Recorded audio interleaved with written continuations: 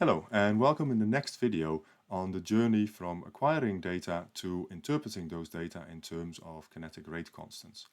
And what we're going to do in this video is looking at analysis of absorbances as a function of time in terms of first order kinetics, but we're going to look at analysis of multiple data sets, so we're going to do a global fit to multiple data sets.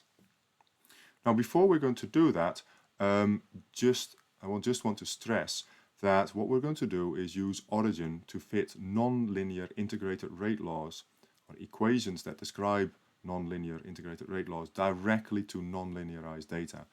And this is important because I would stress that you should never linearize your data and then fit a straight line to your data. And the reason for that is that that does absolutely horrendous things to your error margins. I may make another video about that at some point, but you should not linearize your data and then do a linear fit to your data unless you correctly propagate your errors and then also do a fit where you take into account the different weights of the different data points in your linearized data. Here, as I said, we are going to do we're going to fit a nonlinear integrated rate law directly to nonlinearized data. Now, these rate laws can come in multiple forms, but two forms that I find convenient to use are these ones over here. And we'll see why these are convenient on the next slide. But what I would like to say for now is you can check whether these rate laws are correct by entering or by calculating the signal for t equals 0. You set the time to 0 in the equation over here, and setting and calculating the signal at infinite time, so at completely the end of the reaction, by entering infinity for time over here. And hopefully that should show to you that these equations are indeed correct. So why are these equations, these two forms, convenient? The reason for that is that they have been written in such a way that the parameters that are going to be fitted to the data are parameters that you can easily identify the kind of how big they should be by just looking at the data. So for example, here we express the signal at time t as an equation that takes the signal at the start of your experiment, and then it takes the change in the signal, delta signal, as another parameter, and then the third parameter in this model is a rate constant. Similarly, this form of the equation uses as a parameter the signal at the start of your experiment and the signal at the end of your experiment, and that signal appears here and here. And then the third parameter, of course, is the rate constant. So what's important is that two of the three parameters in both models you can make a good estimate of by just looking at the data. So at this point we will move to origin, and where we go is of course the data that we've been looking at all along, and what I showed to you in the previous video is how you can extract the absorbance at 400 nanometers and at 350 nanometers from overlay spectra and then plot them as a function of time. So these are the data that we're going to analyze. So we go to the fitting and then to the nonlinear curve fit, and we go open dialog. As I said in the previous video where I showed to you how you can add equations to origin, we're going to see this window quite a bit. And the first thing that we need to do, of course, is we need to tell origin which equation we want to use to analyze the data. So we go to the category and we placed our function in the user-defined function in a previous video, and there it still is, the first order kinetics equation that we're using to analyze these data. So at this point, I've selected the equation that I'm going to use to analyze the data. But of course now I have to tell origin what data I want to analyze.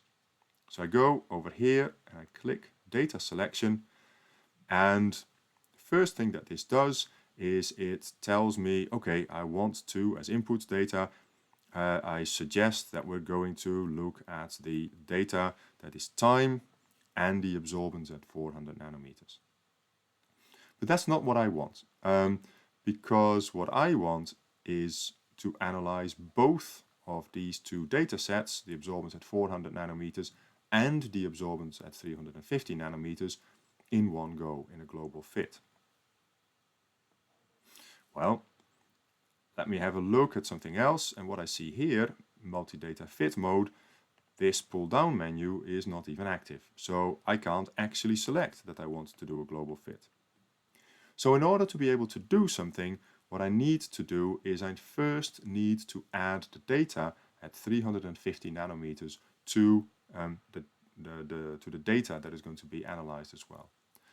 And I do that by clicking here on this little arrow next to input data. I can add the data at 350 nanometers. So I'm going to click yes. And what you now see is that the data at 350 nanometers have been added as well. So I now have my range 1, the data at 400 nanometers. Time is in column A, called time, and the signal is in column B, it's the absorbance at 400 nanometers. And then for range number 2, again the x-axis is the same, it's column A, time, but the signal is now the absorbance at 350 nanometers. But the other thing that has now happened when I added the second data set, suddenly my multi-data fit mode pull-down menu became active, and I can now choose the type of fit that I want. I don't want an independent fit, I want these two data sets to be fitted at the same time, so I want to carry out a global fit. So what I've done so far is I have selected the function that I'm going to use to analyze my data. I have selected the data, and I have also instructed Origin that I want to carry out a global fit to these two data sets. So at this point I go to parameters. And in parameters what I now see is that my model, which has 3 different parameters, starting signal, the end signal, and my observed rate constant, I have those parameters for data set number 1, and I have those parameters for data set number 2 as well.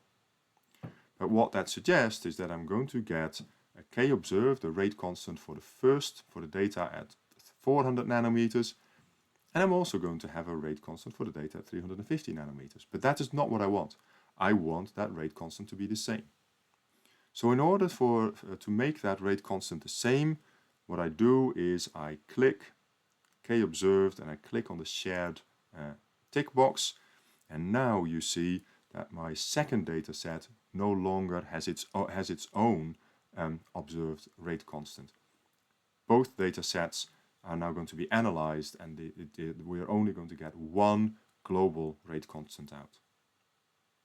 Okay, so let me now choose the parameters where my fit should start, or the parameter values, I should say, where the fit should start. Now, I remember that the data at 400 nanometers were my data set 1. So that means that for the signal start, what I need to do is I need to have a look at my graph. I'll put this to the side a little bit. My data at 400 nanometers, the blue triangles, those data are going up, and it looks as if my signal may well start somewhere around about 0.05. So that is what I'm going to enter over here, 0.05. The end signal looks as if it might just be just below 0.10, so I'm going to write 0.09. I'll do the rate constant in a minute. The data set 2 were the absorbances at 350 nanometers. If I look at that, they seem to start at 0.015, sorry, 0.15 I should say. And the end signal is probably just above 0.10, so I'm going to call that 0.11. Okay, so you've seen that because I wrote the equation in a convenient way, I can quite easily enter estimates for the values that these parameters need to have. The one parameter where that is a little bit harder is the rate constant. And this is something that you develop over time, getting a feeling of how large rate constants are approximately. But the good news is, even if you get this terribly wrong, by at least having the other parameters have reasonable values, you will be able to see where you are wrong. So for k observed, if I look at these data, I could see that the half-life might be around about 10 seconds. So that suggests that my rate constant is going to be around about 0.05 maybe. So these are now my initial estimates of the parameter values. And what I'm going to do in order to see whether these are reasonable guesses, I'm going to press this chi-squared button over here. And the only thing that that does is it calculates the curve, and it shows that curve over the data. And if I look at this, I immediately see that those curves don't look too badly, too poorly. Maybe the data for the 400 nanometer curve doesn't really go high enough. So what I can do is just make that a little bit higher, press chi-squared again, and you see actually that looks a lot better already. In any case, what has happened is that the curves that have been plotted over the data based on these initial guesses look pretty decent, and that means that this is a really good starting point for this data analysis. So once I'm happy with my starting point, I am going to press this button over here, which is fit until converged, and that basically iteratively finds the best values for the different parameters. Now you can see that the curves, the green line and the red line, are apparently the lines that reproduce best the experimental data. But what we'll do now is we'll also have a quick look at the parameters that have come out from here. And the key parameter that we're interested in, of course, is k observed. And if we look at the value for k observed, it is 0.04, 0.041 plus or minus 0.0031.